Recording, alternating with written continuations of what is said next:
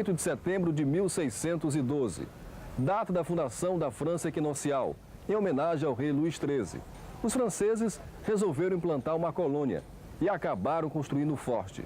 O historiador Mário Meirelles escreveu um livro sobre a origem de São Luís. É um precioso documento sobre o modo de viver dos maranhenses no século XVII. Mostra que os franceses, assim como os portugueses e espanhóis, tinham interesse também nas terras do Novo Mundo. O livro revela que foi fundada em 1535 a povoação de Nossa Senhora de Nazaré, na Ilha Grande, no Golfão Maranhense. Ela teria sobrevivido até 1538. O fato é que, oficialmente, os franceses instalaram em 1612 a França Equinocial. Veja um trecho do livro. Bem entendidos já com os donos da terra, decorrido que era um mês que nela estavam, resolvem os chefes da expedição dela tomar posse solenemente. Primeiro em nome da fé, depois em nome da coroa, dando assim por formalmente fundar a colônia, conforme o propósito que de tão longe os trouxera. A segunda dica de hoje é o livro Os Telhados, de José Chagas. O livro foi publicado em 65. É um poema sobre São Luís, elaborado especialmente por José Chagas, que disse que começou a construir São Luís dentro dele a partir dos telhados. Esta história de amizade entre o poeta e a cidade teve início há mais de 50 anos. Agora, as informações sobre a Academia Maranhense de Letras. Com a morte de Ribamar Pinheiro, no dia 12 de setembro de 47, assumiu a presidência da Academia Nascimento Moraes, até 21 de setembro do mesmo ano. Depois foi a vez de Clodoaldo Cardoso assumir o cargo, até fevereiro de 62. Você confere agora o perfil de Bandeira Tribuzzi. Ele nasceu em São Luís em 1927. Ainda criança, acompanhou os pais na mudança para Portugal. Lá estudou em Aveiro, Porto e Coimbra. Formou-se em filosofia e em ciências econômicas e sociais. O pai queria que seguisse a vocação sacerdotal. Retornou a São Luís em 46. A partir daí, participou ativamente de grande movimentação cultural na cidade. Em 48, fez sua estreia em livro com alguma existência. Bandeira Tribuzzi foi poeta, músico, economista, professor, compositor, jornalista e ensaísta. Ele morreu no dia 8 de setembro de 1977.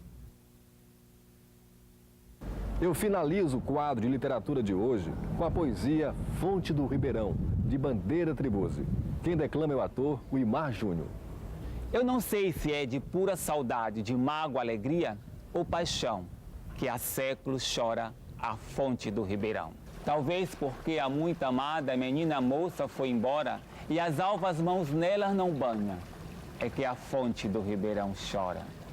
Talvez porque o primeiro poeta que ali de verso fez sonora a noite é pura cinza antiga, é que a fonte do Ribeirão chora. Ou de uma sóbria confidência do impossível amor de outrora se fez esta aguda plangência com que a fonte do Ribeirão chora.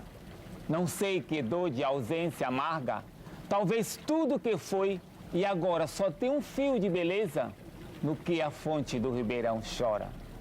Escutai em noite de lua e vereis que em lágrimas aflora o ser da cidade no tempo, quando a fonte do Ribeirão chora.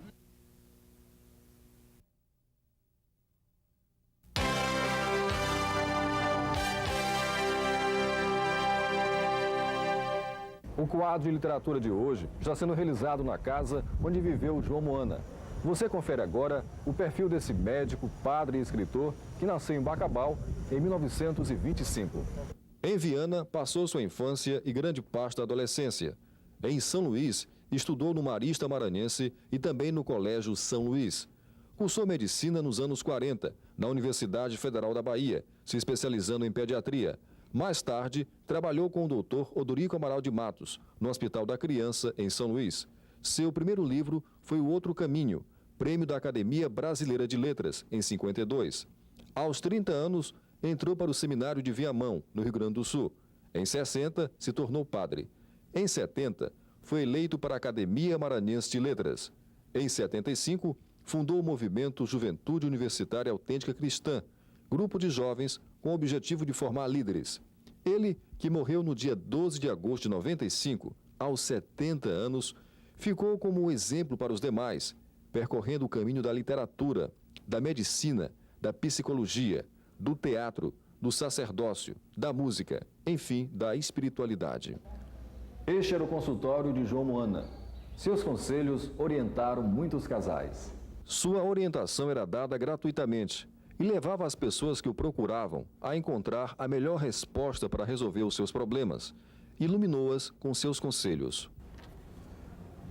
A dica de leitura é o romance Maria da Tempestade, de João Moana. Bárbara, a protagonista, era uma mulher que gostava de desafios, enfrentando até mesmo tempestade. Mas vivia numa época em que seus sonhos esbarravam nas contradições do autoritarismo familiar. Lutou por Guilherme, um amor nunca aceito pela família. Veja um trecho do livro. Era pobre Guilherme e eu rica, mas Deus me deu amor suficiente para não olhar essa diferença e me deu força suficiente para agir como se não a olhasse. Durante 30 anos, fez uma pesquisa sobre a grande música do Maranhão. Recolheu partituras em vários municípios que mais tarde foram doadas ao Arquivo Público do Estado.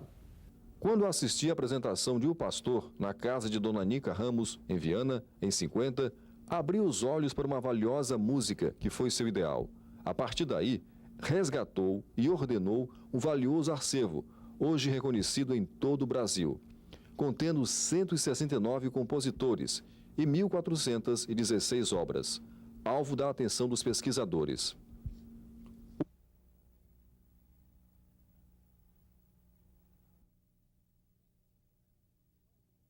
O que mais emocionava era um casal à mesa de comunhão.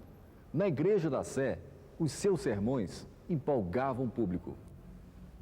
Além do conteúdo, Padre Moana se preocupava com a forma. Seus sermões eram uma verdadeira aula motivadora, que levava a descobertas autênticas em direção ao amor cristão. E para finalizar, o quadro de literatura de hoje, a participação especial do médico e acadêmico Odorico Amaral de Matos, que fala sobre João Moana. João Moana é imortal. Não posso deixar de repetir muitas vezes o que eu já tenho dito sobre João Moana, com toda a naturalidade que merece. Como ex-profissional da medicina, no atendimento à criança, realizou seu espírito de bondade e sabedoria, qualidades marcantes em sua personalidade. João Moana, adolescente sonhador. João Moana, médico, cientista, inteligente de visão cristalina. João Moana, sacerdote, palavra fácil de profunda espiritualidade vocacional, inspirada por Deus. João Moana, imortal, suas obras, seu nome, sua vida, que não passou de sair trepidante e vivida por todos que tiveram a dádiva de conhecer. João Moana, vive eternamente. Ele nasceu no dia 29 de outubro de 1924. Chegou ao Maranhão em 48. Começou a construir a cidade dentro dele a partir dos telhados. Tinha o sonho de ser químico industrial e foi vereador de 66 a 70. Conhecido como cronista da capital maranhense, José Chagas ocupa a cadeira número 28 da Academia Maranhense de Letras. Seu primeiro livro de crônicas foi Pedra de Assunto, publicado em 61. José Chagas já publicou 27 obras. Desta vez, ele está lançando um livro de crônicas. É uma seleção de tudo aquilo, de muita coisa daquilo que eu escrevi no período de 94 a 99, né? Sobre os atos e fatos da vida pública do país, né? Nós tivemos um plano, eu e Sebastião, o editor do livro, Sebastião Moreira. O nosso plano era de 3 livros de crônica, né? Seleção para 3 livros de crônica. Começamos por esse aqui exatamente porque ele tem um maior sentido de permanência. Quando a gente escreve sobre assunto político, a gente está sempre atual. Como é que surgiu o título do livro? O título do livro é exatamente o título de uma das crônicas contidas no livro, né? As Armas dos Barões Assassinalados. Muita gente com o verso esse é o primeiro verso como você sabe, do Lusíada, né? Camões começa o livro com as armas dos barões assinalados. Isso está tão na mente do povo que muita gente não lê as armas dos barões assassinados. Até nos jornais sai assinalados. quando o problema é assassinados. Eu costumo dizer que o livro podia ter outro título, quer dizer, um título paralelo a esse que o leitor fica à disposição do leitor. Atualmente quase que não se fala em arma, fala-se em armações. Qualquer coisa aí se diz, é uma armação e tal. As armas ficam por trás das armações, né? Também não há barões, há mais tubarões. De maneira que o título podia ser As Armações e os Tubarões Assassinados. Pode ser também esse título. Como é que é a sua relação de amor com a cidade? A relação de amor nasceu exatamente disso, né? Aquela paisagem, toda aquela atmosfera de histórias e de lendas, essa cultura, essa coisa extraordinária que o Maranhão sempre tem. Me integrei a São Luís de tal maneira que não pude mais sair, ainda hoje São Luís, agora é São Luís que está em mim, ela que me habita, não sou eu que habito São Luís. O poeta José Chagas faz uma declaração de amor a São Luís. Ama, não posso deixá-la, vivo materialmente dela, intelectualmente dela, espiritualmente dela, e ela me aceita como sou. A cidade não se nega a mim, também não posso negar-me a ela.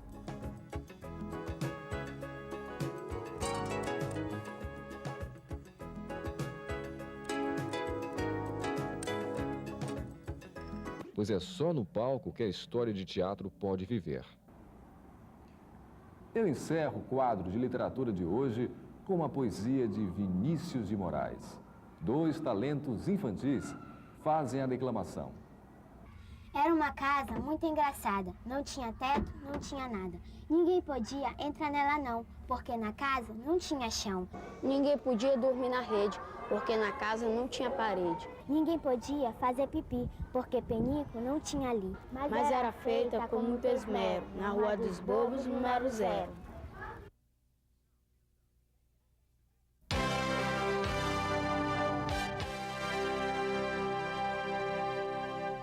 O quadro de literatura de hoje está sendo realizado no Museu Histórico e Artístico do Maranhão. É a preservação de um valioso passado, exemplo para o Brasil e para o mundo. É a história de um povo acostumado a manter as suas tradições. Você confere agora o perfil do escritor Nauro Machado. Ele nasceu em São Luís em 1935. Lançou o primeiro livro, Campo Sem Base, em 58, prêmio de poesia no concurso literário Cidade de São Luís. Depois viajou para o Rio de Janeiro, com o objetivo de fazer vestibular para a medicina. Conviveu com a vanguarda literária do Rio de Janeiro. Em 82, O Cavalo de Troia ganhou o prêmio da Associação Paulista de Críticos de Arte. Em 98, publicou a segunda antologia poética, recebendo o prêmio da Academia Brasileira de Letras pelo conjunto de obra e da União Brasileira de Escritores. Publicou 30 obras, entre elas Jardim de Infância, Túnica de Ecos, A Travessia do Ródano, Necessidade do Divino, Exercício do Caos. Agora, as informações sobre a Academia Maranhense de Letras. Em 1948, a Academia publicou Hora Iluminada, de Manuel Sobrinho. A dica de leitura de hoje é Cidade de Roma, da escritora Zélia Gattai. Eu escolhi o título Cidade de Roma, que era o nome do navio que trouxe meus pais como imigrantes para o Brasil, trouxe da Itália no final do século. É uma homenagem a eles que eu prestei dando o nome desse navio que trouxe quantas histórias aconteceram. Eu escrevi esse livro e tentei, não sei se consegui, resgatar um século de histórias. Não só histórias da minha família, de jeito nenhum, histórias que aconteceram, coisas que aconteceram durante esses anos todos. É uma história da imigração em geral, não é só, sobretudo, a imigração italiana. Agora, eu separei um trecho para os telespectadores. As literatas, mais habilidosas do que Wanda e Vera, donas de 1000 artes, estou para ver. Com apenas um curso de 4 anos do grupo escolar, minhas irmãs tinham paixão pela leitura. Vera devorava romances e Wanda lia poesias. Devo às duas meu gosto desde cedo pela leitura. Queria que a senhora fizesse um comentário sobre esses trechos. Isso é uma coisa, eu acho que é uma coisa muito importante do meu livro, porque mostra, por exemplo, eu falo nas duas que tinham curso primário, curso de 4 anos de colégio, e tinham, no entanto, liam coisa boa e tinham gosto pela literatura, pela poesia. Eu vivi num ambiente de amor à literatura, de amor à arte. Meu pai gostava muito de música, ele tinha discos de óperas de Caruso, tocava para a gente ouvir. Entende? Meu pai era um grande contador de histórias. Então eu vivi nesse ambiente. Para finalizar, eu queria que a senhora mandasse uma mensagem para os telespectadores do quadro de literatura aqui da TV Mirante, aqui do Maranhão. Eu espero que eles leiam e me compreendam e que se eu puder transmitir algum ensinamento, alguma coisa, eu vou me sentir muito feliz. E para finalizar, o quadro de literatura de hoje, a bela poesia de Guilherme de Almeida, Nós. Quem declama é o ator José Inácio. Mas não passou sem nuvem de tristeza esse amor que era toda a tua vida, em que eu tinha a existência resumida e a viva chama de minha alma acesa. Nem lemos, sem vislumbre de incerteza, a página do amor, lida e relida, mas pouquíssimas vezes entendida, sempre cheia de engano e de surpresa. Não. Quantas vezes ocultei a minha dor num sorriso? Quanta vez sentiste parar, medroso, o coração de gelo? É que nossa alma às vezes adivinha que perder o amor não é tão triste quanto pensar que havemos de perdê-lo.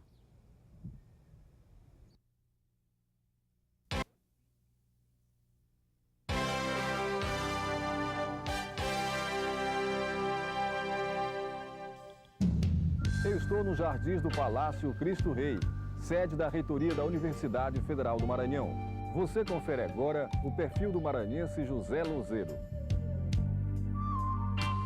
Ele nasceu em São Luís em 1932. O estímulo para a leitura surgiu através da avó materna Doroteia, preocupada com o futuro do neto.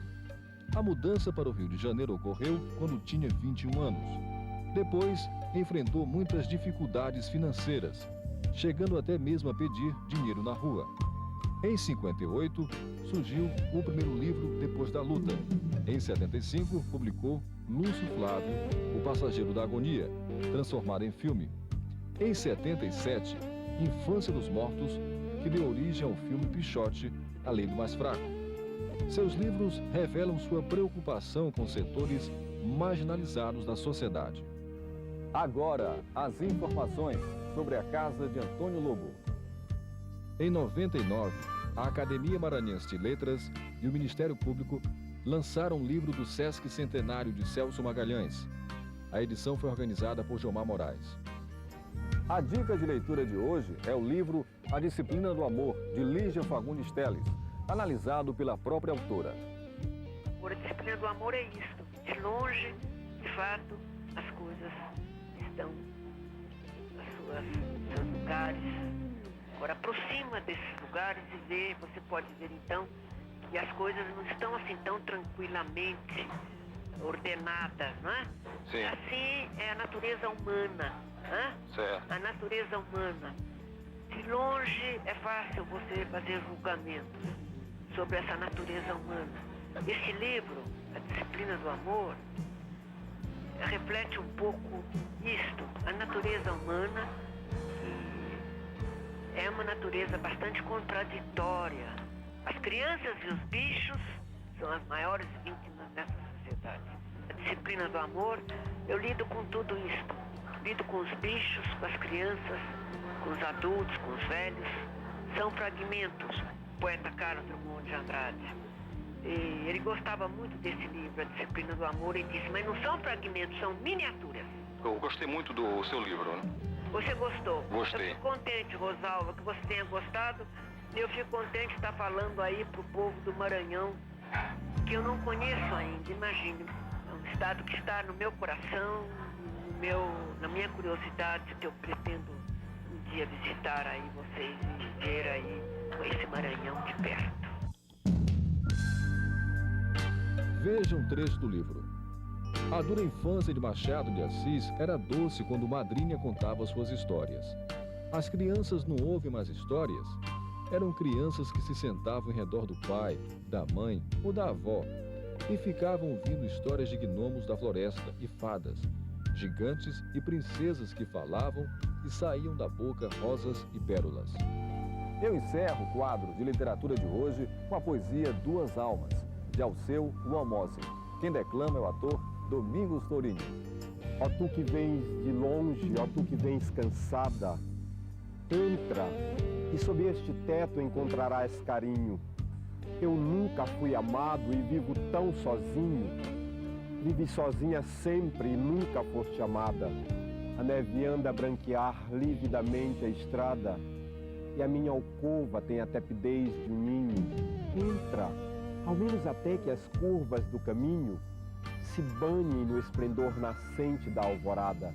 E amanhã, quando a luz do sol dourar radiosa, essa estrada sem fim, deserta, imensa e nua, podes partir de novo, ó nômade formosa.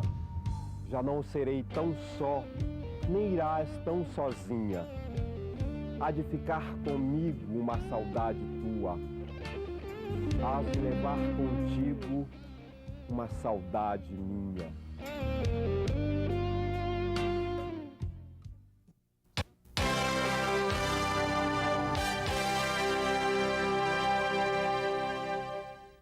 Eu estou na Casa de Cultura Josué Montello, grande escritor brasileiro, autor de mais de 150 obras.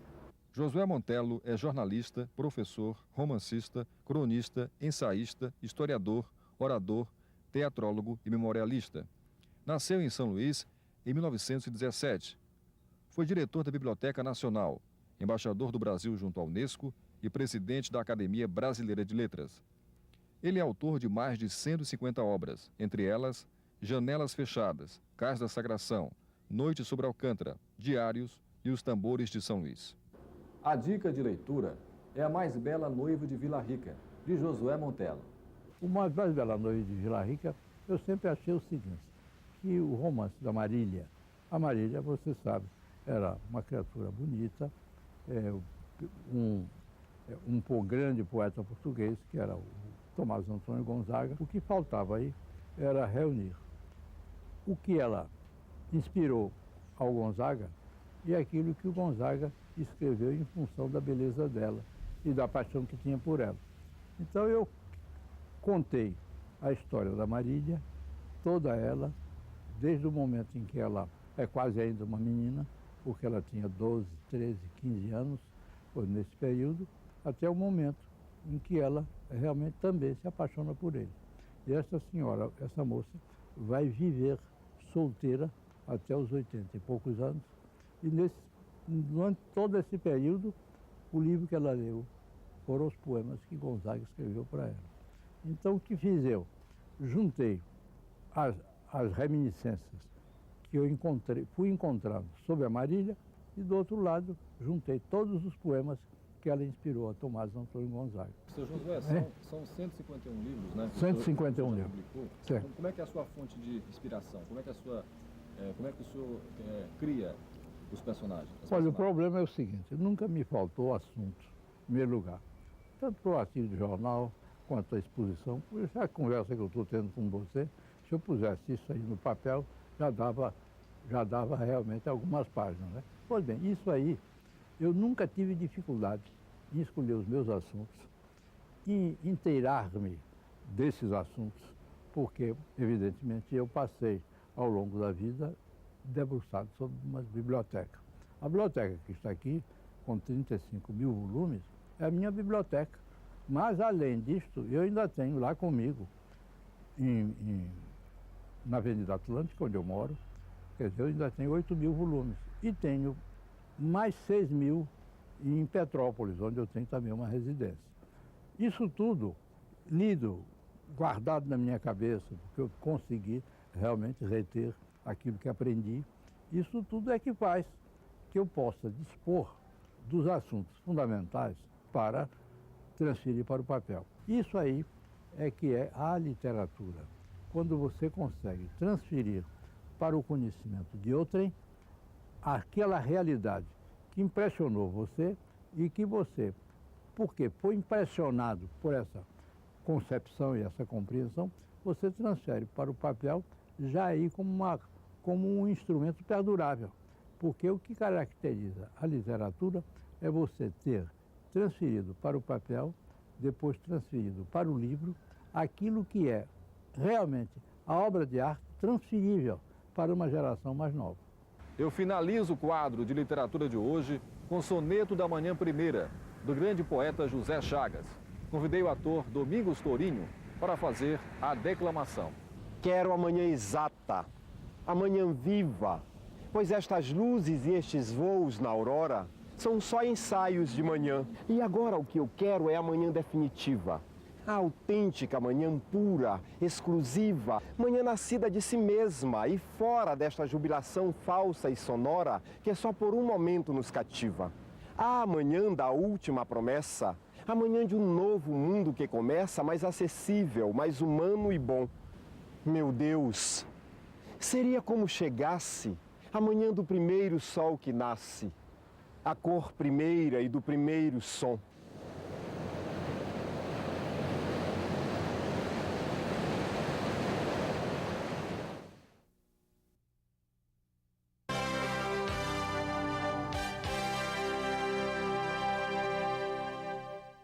O quadro de literatura de hoje está sendo realizado na sede da Academia Maranhense de Letras. Ela foi fundada em 1908, no Salão de Leitura da Biblioteca Pública do Estado, inicialmente com 20 cadeiras. Atualmente são 40. Conhecida como a Casa de Antônio Lobo, a Academia teve Ribeiro do Amaral como seu primeiro presidente. Você confere agora o perfil de Dagmar Desterro. Ela nasceu em São Luís em 1925. É formada em Ciências Jurídicas e Sociais e licenciada em Pedagogia pela UFMA. Na Academia Maranhense de Letras, ocupa a cadeira número 24. Pertenceu ao Parlamento de Imprensa do Maranhão e integrou o Centro Cultural Gonçalves Dias. Obras da autora: Recordando São Luís, Segredos Dispersos, Parábola do Sonho Quase Vida, Pedra Viva, Dois Tempos em Compasso de Histórias. Outras informações sobre a Academia Maranhense de Letras. Mário Meirelles foi presidente da Academia de 62 a 66. Em 66, assumiu José Sarney, que ficou até 1970. Luiz Rego ocupou a presidência de 70 a 84. No dia 2 de fevereiro de 84, Jomar Moraes assumiu a presidência da Casa de Antônio Lobo. A dica inicial é o livro Os 100 Melhores Contos Brasileiros do Século, organizado por Ítalo Morricone. A seleção dos contos se baseou em critérios de gosto e qualidade, sempre com o objetivo de satisfazer a vontade do exigente leitor. O livro revela toda a superioridade do conto brasileiro moderno. Este trabalho de pesquisa mostra também que, a partir da década de 60, o conto ganhou impulso e foi se aperfeiçoando. Já nos anos 80, a produção não foi satisfatória. O autor, ao selecionar os contos, quis transmitir toda a emoção dos trabalhos de Machado de Assis, Lima Barreto, João Antônio, Rubem Braga, Adélia Prado, entre outros.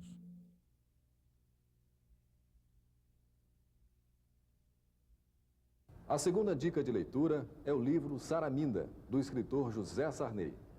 Saraminda, em um trecho do livro, afirmava que gostava de seduzir, era atirada, oferecida, e todos caíam nas suas armadilhas. Todas as suas vontades eram satisfeitas e manipulava os homens. É um romance que mostra a força psicológica da personagem, que era uma mulher muito bonita e sedutora. O cenário: Brasil e França chegaram a disputar um território, no hoje estado do Amapá, no século XIX.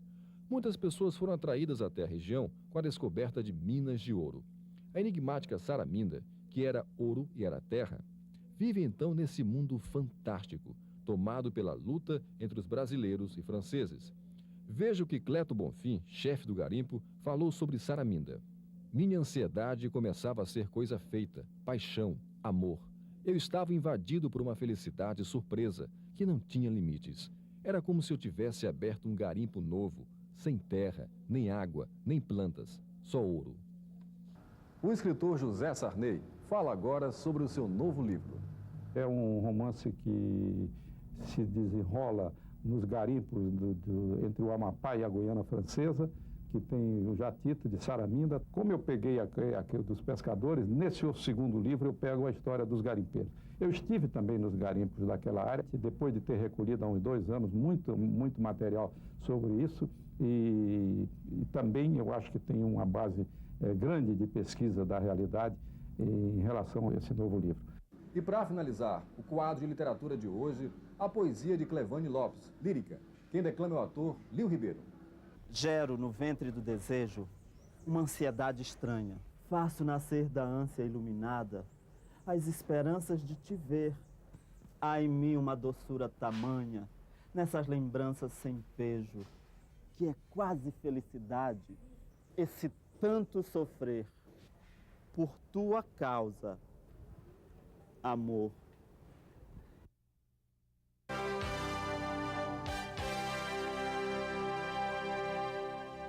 Eu estou no Convento das Mercês, que foi construído no século XVII e local agora da Mostra do Redescobrimento. Você confere o perfil de Mário Meirelles. Ele nasceu em São Luís no dia 8 de março de 1915. A Academia Maranhense de Letras o recebeu em 48, na cadeira número 9, que tem como patrono Gonçalves Dias. Em 53, acabou se tornando professor universitário. Ele é membro também do Instituto Histórico e Geográfico do Maranhão. Mário Meirelles é considerado um dos maiores historiadores da atualidade no Maranhão. Obras do autor: O Imortal Marabá, Gonçalves Dias e Ana Amélia, Panorama da Literatura Maranhense, 10 Estudos Históricos, História do Maranhão. Eu estou agora no setor da arte popular. A dica de hoje é o livro Sob o Sol, de Joaquim Taquari. Embora o livro não seja uma seleção absoluta do que eu fiz, ou seleção obedecendo a nenhum critério, eu simplesmente juntei as crônicas que eu encontrei no meu arquivo. Muitas delas eu perdi, estão publicadas na imprensa, mas eu não sei exatamente em que edições, em que jornais. Eu simplesmente juntei aquelas crônicas que eu encontrei disponíveis aqui. Agora, as informações sobre a Academia Maranhense de Letras. O quinto presidente da instituição foi Astolfo Serra, de 12 de outubro de 1940 a 17 de janeiro de 1941.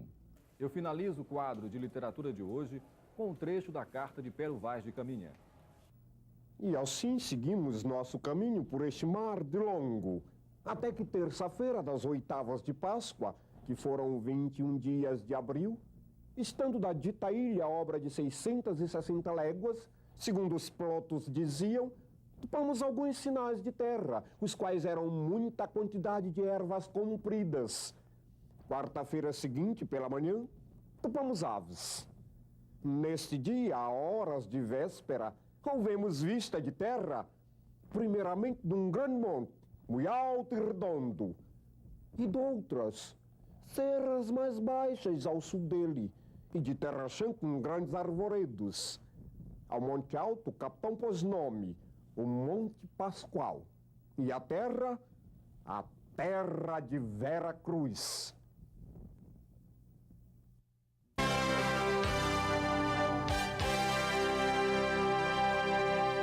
Até o final dos nossos pobres dias, andaremos felizes, de mãos dadas. As nossas noites não serão tão frias, mas nossas almas sempre mais amadas. Eu estou no Centro Histórico de São Luís, patrimônio da humanidade. Valioso conjunto arquitetônico formado por casarões seculares. Você confere agora o perfil de José Filgueiras. Ele nasceu em São Luís em 1928. Formado em Ciências Jurídicas e Sociais, José Filgueiras foi promotor, juiz em Grajaú, Bacabal, Pedreiras e São Luís. E chegou ao Tribunal de Justiça do Maranhão em 1973, corte da qual foi presidente. Foi um dos fundadores do Centro Cultural Gonçalves Dias e ocupa a cadeira número 23, na Academia Maranhense de Letras.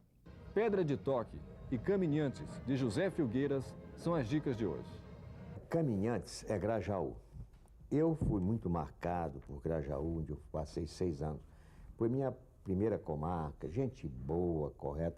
E Grajaú me marcou. Então aqui, por exemplo, abrindo assim, Pequi. É um Pequi que no mês de dezembro enche o Planalto, lá de onde Grajaú é situado. Lavadeira, é a minha lavadeira, aquela lavadeira que lavava minhas camisas de linho, como eu digo aqui. Descoberta, eu estive na nascente do Mearim, onde o rio não tinha 3 metros de largura e que era gostoso o banho, apesar de tudo. Eu acho que todo maranhense faz verso, queira ou não queira, aquilo vem espontaneamente. Agora, comigo acontece uma coisa interessante. reinou um silêncio sepulcral sobre esses livros meus, porque quem passa a vida inteira tratando de direito, de repente faz um livro de versos, quer ser poeta, agora ele quer ser poeta. Eu que sempre tive muita vergonha de publicar os meus versos, agora, como eu lhe disse ainda há pouco, na hora que eu abro, leio e digo, isso aqui está até bom, eu gosto.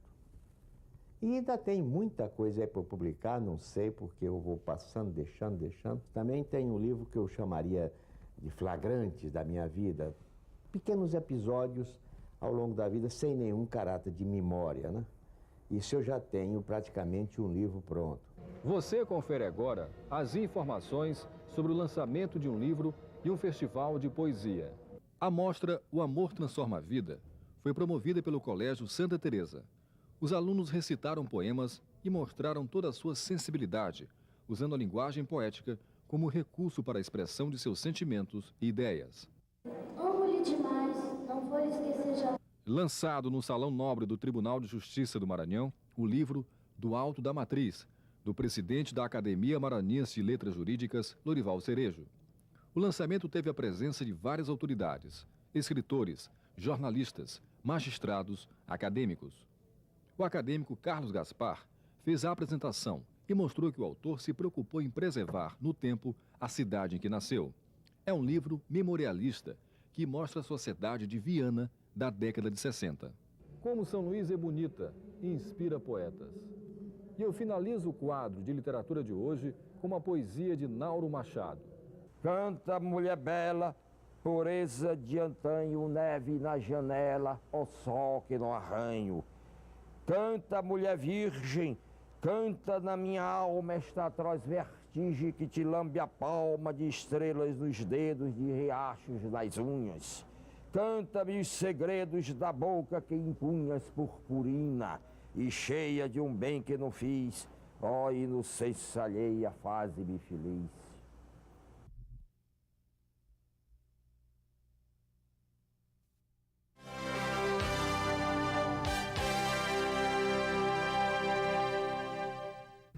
Em cismar sozinho à noite, mais prazer encontro eu lá. Minha terra tem palmeiras, onde canta o sabiá. Eu estou na Praça Gonçalves Dias. Este monumento em homenagem ao poeta foi inaugurado no dia 7 de setembro de 1873. Você confere agora o perfil desse poeta maranhense do século XIX. Antônio Gonçalves Dias nasceu em Caxias, em 1823. 10 anos depois, se tornou caixeiro e guarda-livros. Em 1838, embarcou rumo a Portugal, com o objetivo de aprimorar seus estudos. Em 1841, passou a integrar o grupo Gazeta Literária.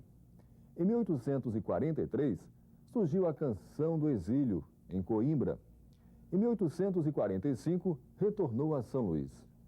Em 1851, apaixonou-se por Ana Amélia, o grande amor do poeta. A mãe de Ana Amélia, Dona Lourença, não permitiu o casamento. Então resolveu se casar no ano seguinte com Olímpia da Costa.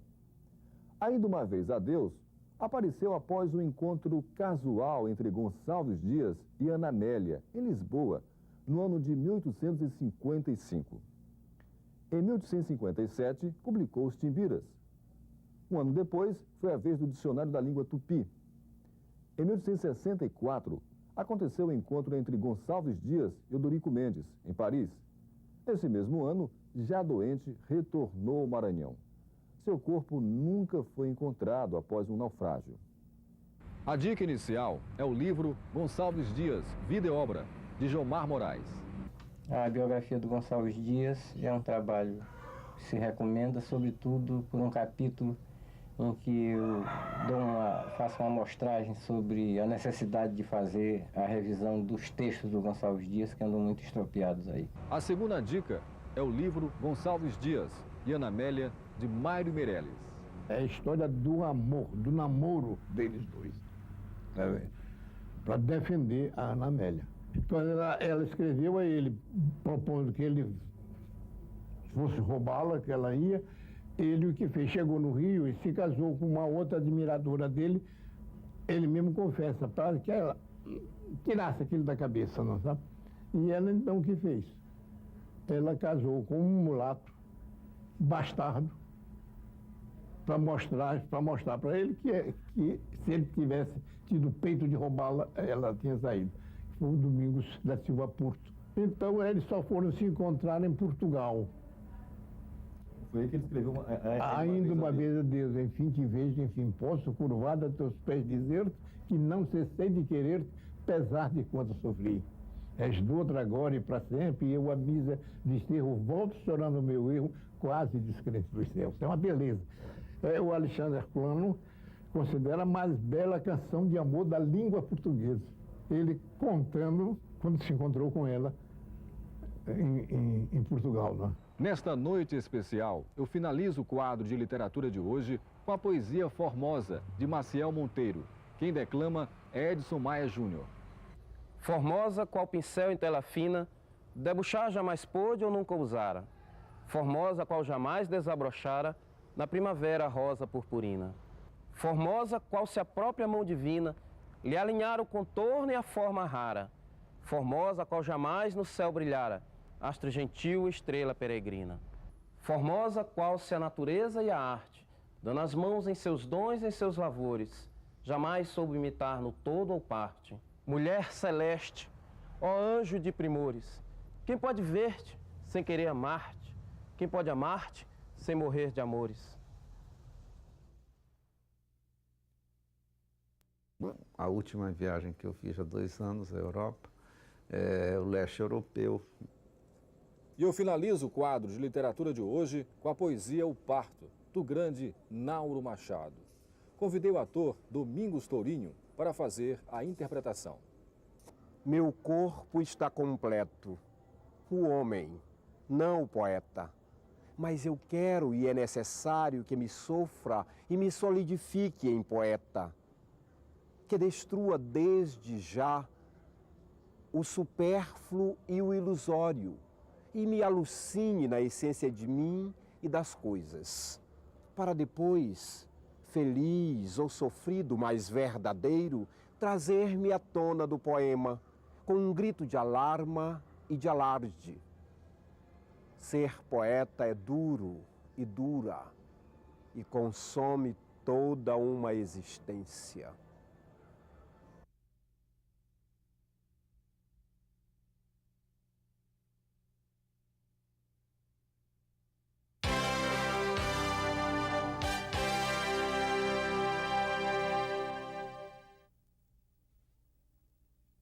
A cidade é o povo, com sua irreverência e sua fala de sabedoria. As cidades são as lendas e a memória das pessoas.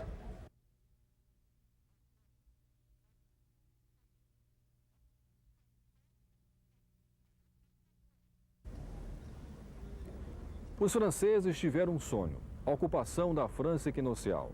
Em 1612, surgiu São Luís. Neste local, na atual Avenida Pedro II, foi erguida uma cruz de madeira que simbolizava a ocupação da nova terra por Daniel de Latouche.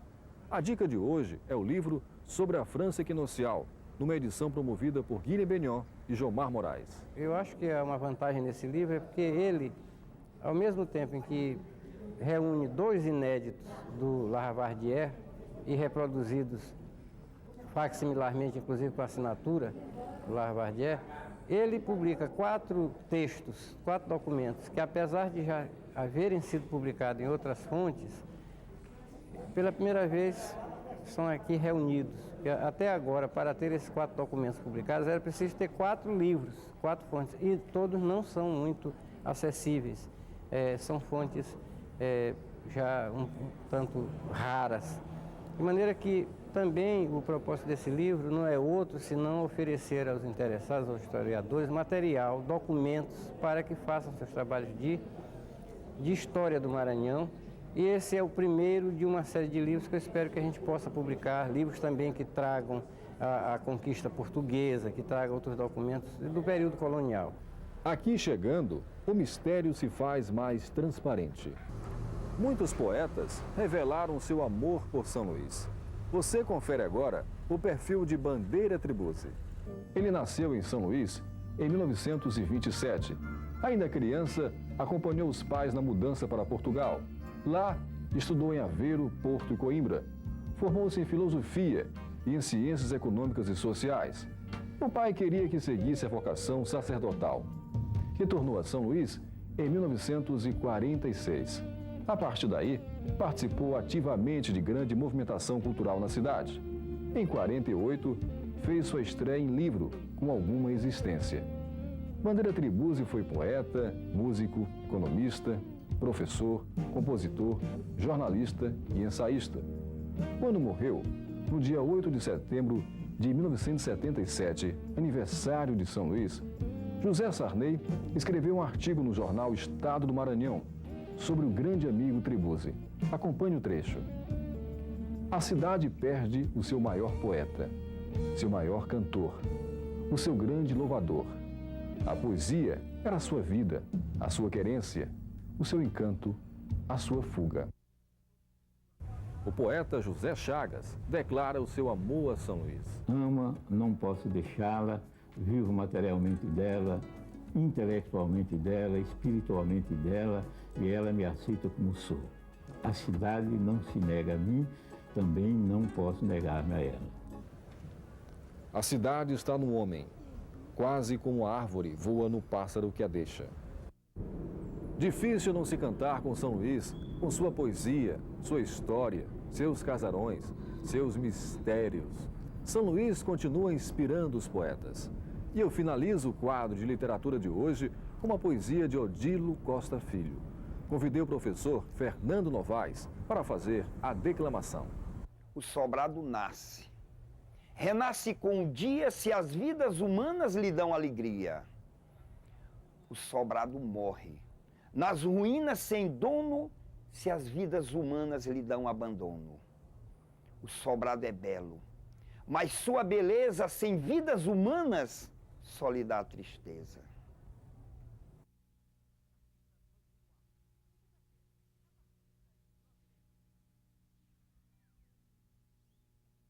Sublime adormecida, mansa e poderosa, te dou de lembrança um poema e uma rosa.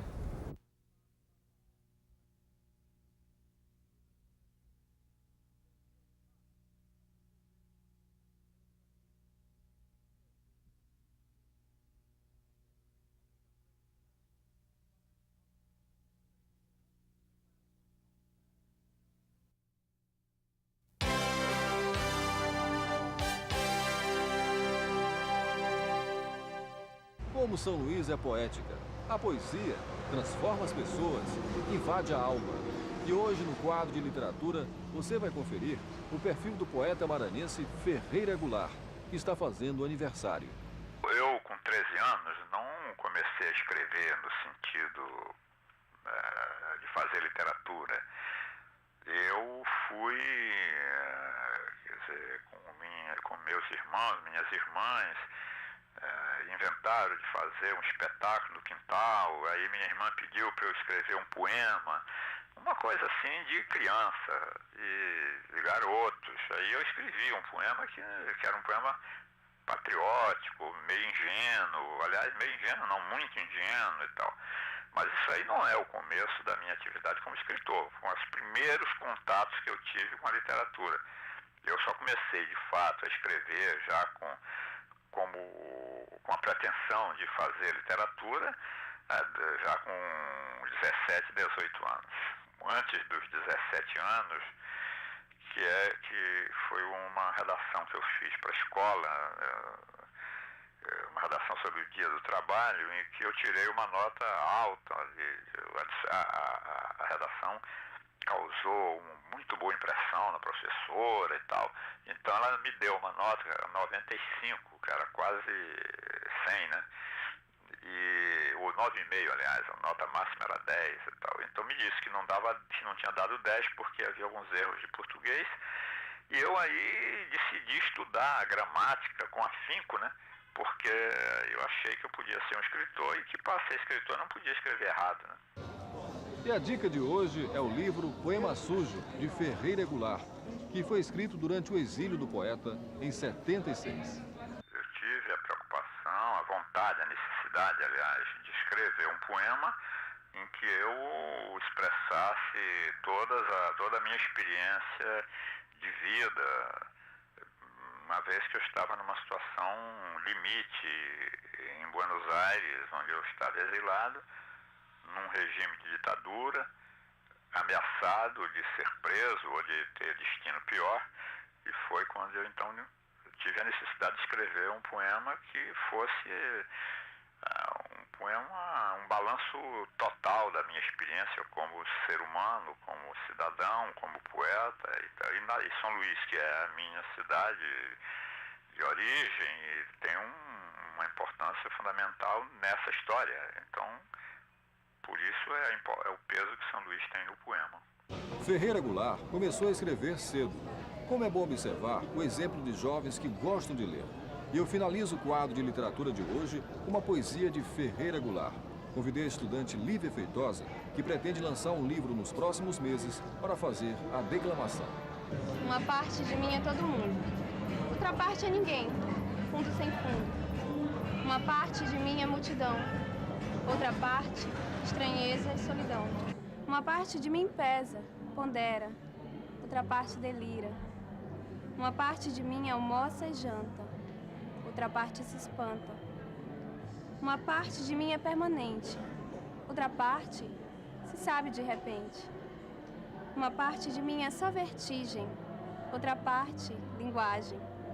Traduzir uma parte na outra parte, que é uma questão de vida ou morte, será arte? A leitura fornece elementos fundamentais para a formação dos jovens.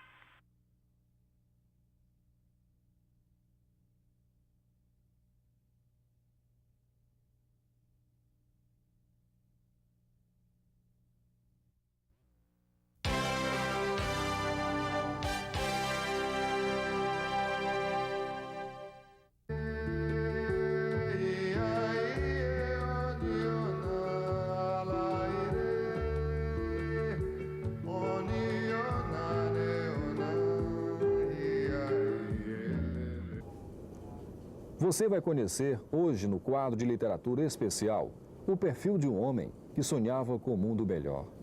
Um escritor que criou personagens que falavam a linguagem do povo, romances que tiveram alcance internacional. Jorge Amado nasceu em 1912, passou a infância em Ilhéus. Aos 14 anos, na Bahia, resolveu trabalhar em jornais. Em 1937, foi perseguido e seus livros foram queimados em praça pública. Em 1945, chegou a ser eleito deputado federal por São Paulo. Viveu exilado na Argentina, no Uruguai e em Paris. Em 1961, foi eleito para a Academia Brasileira de Letras. Suas obras foram adaptadas para o teatro, cinema e TV. Em 1985, recebeu o título Grão-Mestre da Ordem do Rio Branco, no grau de Grande Oficial, concedido pelo presidente José Sarney. Jornalista, romancista e memorialista, Jorge Amado recebeu em 1995 o Prêmio Camões.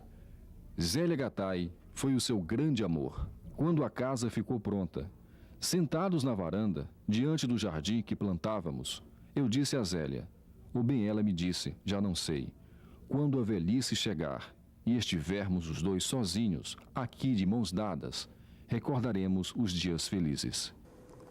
Neste quarto, o escritor Jorge Amado começou a escrever o romance Tocaia Grande, A Face Obscura, de maio a junho de 1982, na residência de um amigo em São Luís. Aproveitou a tranquilidade do local para se inspirar. O capataz de um coronel chegou a armar uma emboscada para o inimigo. No local onde ocorre a emboscada, é construída uma casa, atraindo jagunços, prostitutas. Tem início o povoado Tocaia Grande. O capataz natário começa a se tornar ambicioso. Obras do autor: O País do Carnaval, Jubiabá, Mar Morto, Capitães da Areia, Dona Flor e seus dois maridos, Teresa Batista cansada de guerra, Tieta do Agreste. Jorge Amado teve sua obra traduzida em mais de 52 países. Veja o que o jornalista e poeta Pergentino Holanda falou sobre o grande escritor.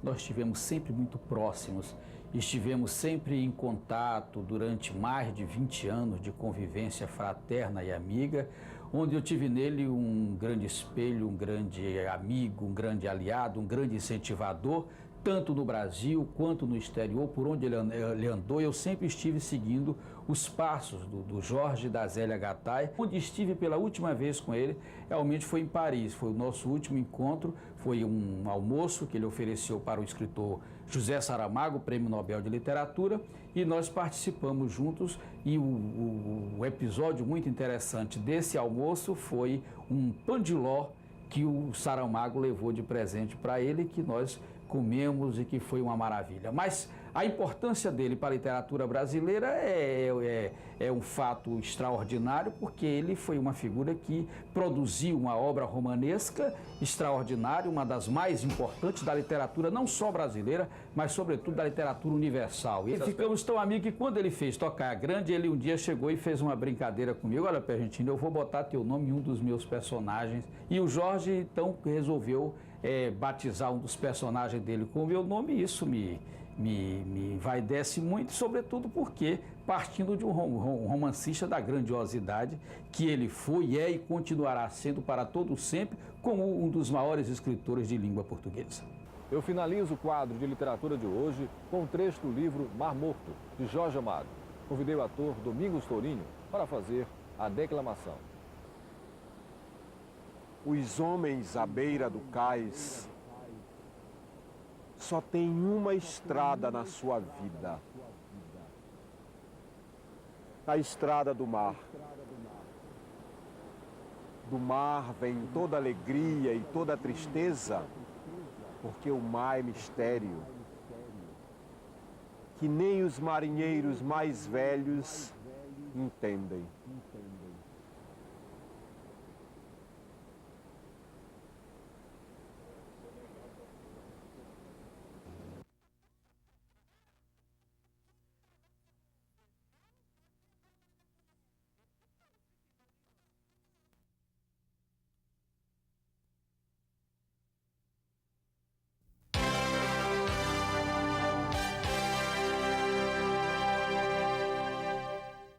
O quadro de literatura de hoje é dedicado a um escritor que possui mais de 150 obras. Livros que mostram o amor por São Luís, patrimônio da humanidade. Você confere agora o perfil do escritor Josué Montello. Josué Montello é jornalista, professor, romancista, cronista, ensaísta, historiador, orador, teatrólogo e memorialista. Nasceu em São Luís em 1917. Foi diretor da Biblioteca Nacional, embaixador do Brasil junto à Unesco e presidente da Academia Brasileira de Letras. Ele é autor de mais de 150 obras, entre elas Janelas Fechadas, Cais da Sagração, Noite sobre Alcântara, Diários e Os Tambores de São Luís. A dica de hoje é o livro Os Tambores de São Luís, de Josué Montello. Mas o livro que mais fascinação me deu desde cedo foi aquele que é considerado o meu maior livro, que são Os Tambores de São Luís. Que é Os Tambores de São Luís. É uma visão numa noite. E tem, ao todo, 446 personagens. Você carregar aqueles pretos todos na cabeça, sozinho. E a figura do Damião também? O Damião. A figura do Damião realmente é uma figura importante. Quando as coisas acontecem comigo, então ocorrem algumas coisas que eu não sei nem explicar. Por exemplo, eu cheguei um dia, fui almoçar com o Sarney lá em Brasília. E eu disse ao Sarney, eu estou procurando os elementos sobre a baronesa de Grajaú, procurei o crime da baronesa, que ela tinha matado, com um garfo, tinha matado 12 escravos. Mas não encontro nada. Diz ele, então, um momentinho aí. O Sarney levantou-se e quando voltou, daí a alguns minutos, trazia um maço de papéis. Diz, sabe o que é isso? Não. Isso aqui é o processo da baronesa. Eu era funcionário do foro lá em São Luís, que era o começo da minha carreira. Quando eu chego e vejo que uma fogueira armada estava queimando papel velho. E vi que ali do lado tinha todo o processo da baronesa. Então, tirei de lá, está comigo e faço-lhe presente. Então, o processo todo ficou na minha mão. Esse processo da baronesa é muito importante porque me deu as informações realmente preciosas para que eu elaborasse o livro dentro de uma preparação fundamental que eu não teria senão durante meses e meses e me debruçando sobre os papéis, sobre aqueles papéis. Veja agora o depoimento de Jomar Moraes, presidente da Academia Maranhense de Letras, sobre o escritor Josué Montello. Foi quem mais escreveu sobre o Maranhão até hoje. Tem um ciclo maranhense. E isso é uma característica única do Josué Montello e que faz de São Luís um cenário permanente dos seus romances, de maneira que a nossa capital, a nossa gente, os nossos costumes estão para sempre retratados na obra do Josué Montello. Eu finalizo o quadro de literatura de hoje com um trecho da peça O Baile da Despedida, uma adaptação de Reinaldo Farai, do livro de Josué Montello. Convidei a atriz Concita Ramos, pioneira da televisão maranhense, para fazer a declamação. Tudo quanto fiz de bom na vida resume-se em duas coisas. Dei liberdade aos escravos de meu pai, falsificando a assinatura dele, e amei o Benito profundamente. Se ele me dissesse que eu limpasse o chão com a língua, eu limpava. Foi um homem de minha vida, a quem me entreguei. E o senhor me pergunta, quanto tempo durou esta paixão? E eu lhe respondo, para que o senhor, que é moço, tenha ideia do que é mesmo a paixão de uma mulher. Durou a saudade de uma vida inteira.